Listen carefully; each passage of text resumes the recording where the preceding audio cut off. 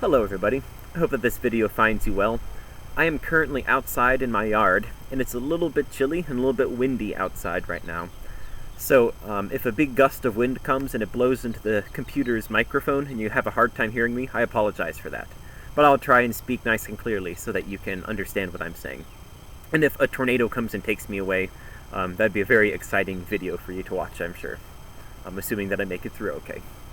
But we're coming up on our last few days of school, believe it or not, and what I would do with you guys if we were at the school is I would do my Reminders in Creation lesson. So, I would get you all together and we'd go outside, perhaps down to the fire truck or somewhere down there, the pavilion, hopefully on a nice day, and we would sit around silently for a few minutes observing creation. And then I would ask you all to share something that you observed that can remind you of who God is, or something, some part of God's truth. We know that if you look at a painting, so maybe you did some of that in art class with Mrs. McClymont. If you look at a painting, you can sometimes tell some things about the painter, the person who painted it. And if you look at lots of paintings by the same people, you notice that they kind of have their own style, and they have their own personality kind of put into their painting. And I suggest to you that creation is similar. We know that God made the universe and everything in it. The sun, moon, stars, wind, us, trees, deer, turtles, everything. And I suggest to you that we can learn a little bit about who God is based on what He has made. It's kind of like His artwork is His creation, and it kind of has His fingerprint. It has His style in it. Now, I have to give a disclaimer right now that I'm not promoting some sort of hyper-spiritual view of nature in kind of a pantheistic way. And if you don't know what those words mean, that's okay. Basically, I'm not saying that a tree is a god. I'm saying that God made a tree. So there's a difference there. But anyways, I would like to explore with you ways that we can look at God's creation and be reminded of who He is. Creation is all around us. We're stuck in it every day, which is wonderful. And if we can learn to see certain things and be reminded of who God is and His truth, that can be a wonderful blessing in your life. So I want to practice doing that with you here. Of course, it will be a little bit different because I'm not with you, but I would want to encourage you to go outside if you can.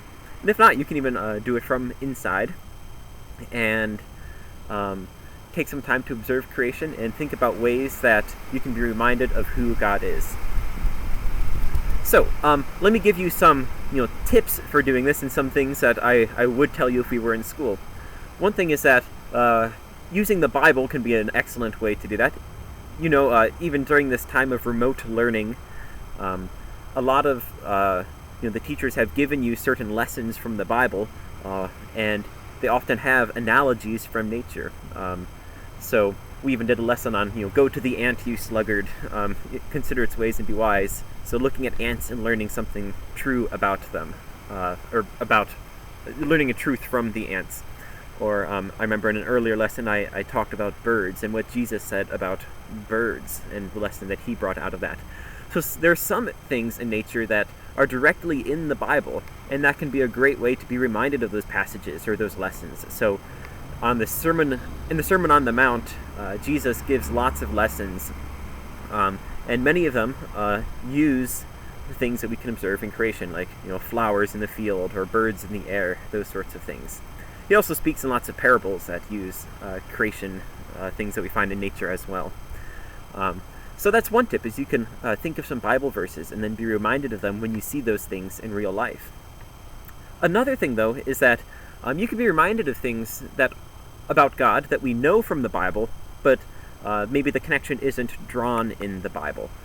So maybe something about, maybe something about your vegetable garden brings to mind some Bible verse. That's great, and that can be a wonderful reminder.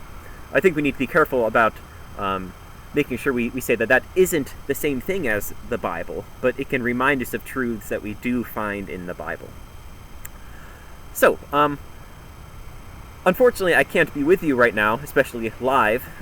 Otherwise, I would go into some time of observation and get you guys to think about ways that we can be reminded of truth through creation. But instead of doing that, maybe I'll just give you a few things that I can observe right now and things that it reminds me of. And it's a great way to review some of the things that maybe you've learned in church or in Sunday school or in your personal Bible reading. It can remind you of some of those things. So a couple things that I can just observe while I'm outside. First off, I don't know if you can see this through the video, but it is actually a cloudy day right now. It's overcast and windy and a bit cold, and it's not your wonderful summer day that you like to think of coming into summer vacation. But one thing that reminds me of is the sun is blocked out right now. There's clouds that have gotten between me and the sun. And suddenly things are a little less bright and a little less warm. So it's colder and darker when there are these clouds between me and the sun. Because the sun gives warmth and light. And what that reminds me of is, in my own life, when I let things get in the way between me and God, it starts to kind of bring that coldness and darkness into my life. Like when I make idols out of things, it brings darkness and not good things. So that's just one reminder right there, that when we find ourselves kind of distancing ourselves from God, if that were possible, we know through Jonah that you can't actually escape God's omnipresence. But anyways, when we find our hearts distancing ourselves from God, things are darker and colder. It's just not quite as good. Another reminder, and this is something that we see in the world all around us, is we see life and we see death. So actually, right here, I'm going to show you what I've got here. I have a deer skull that I found while I was walking through the woods the other day, and I thought it was kind of interesting, so I thought that I would keep it. So that is the top part of a deer skull from a buck that has antlers, a boy deer.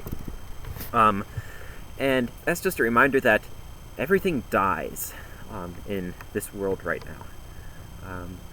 We know that when Adam and Eve sinned, death was brought into the world, and the wages of sin is death.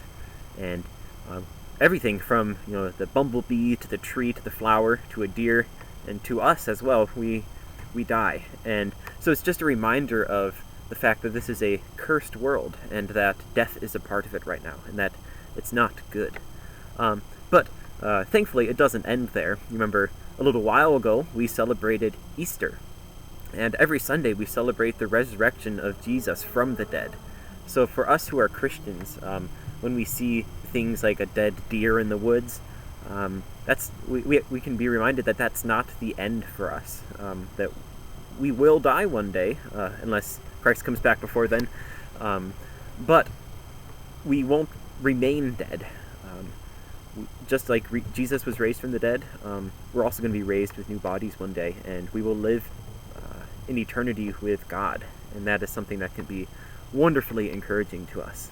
And it's also a reminder that people in the world who don't believe in Jesus, they don't have that. They don't have that hope. So they look around at everything dying around them, and they despair because they realize that that is what's going to happen to them, and they have no way of escaping that. There's nothing that they can do. So that can be a motivation for us to spread the gospel and spread the good news to people who so desperately need it. So, I see life and death all around. And it's a reminder of the gospel and how Jesus killed death, which is wonderful. So, I could go on and on with many more different ways we can be reminded of God and His truth through creation. But I might just end with one more, and that is beautiful things. We see beautiful things all around us, even though this creation is cursed because of sin, because Adam and Eve sinned, and there's that curse brought into the world, and death comes along with that. There's still a lot of beautiful things in this world. There's beauty all around us, because when God made this creation, He made it good, and we can see that, and we can praise Him, and we can know that all of the beautiful things we see, like, don't know if you'll be able to see it in the video, but there's an azalea bush right over there. And it has this wonderful, beautiful color right over there. And it's just a reminder of how beautiful a flower can be. So we see beauty all around us, and it's a reminder that God made that. And that means that all that beauty came from Him. And that means that He is even more beautiful than the most beautiful thing that we can find on this earth. So whenever you see a beautiful sunset, or beautiful flowering tree or bush, or a beautiful bird, remember that God made those all, and He is more beautiful than they are. So, I want to encourage you all to go out, spend some time outside, and think of some things that you can be reminded of about God and His truth, and of the Bible. I'd encourage you even to write it down, maybe even thank God for the reminders that He gives us. And if you have anything that you'd like to share, of course, I'm always happy to hear from you guys. I remember last year you guys came up with a lot of really profound things. I was very impressed, and they've blessed me just from hearing what you guys are reminded of by spending some time out in creation. But anyways, I'm going to wrap this video up here, and I will see you next time. So until then, take care.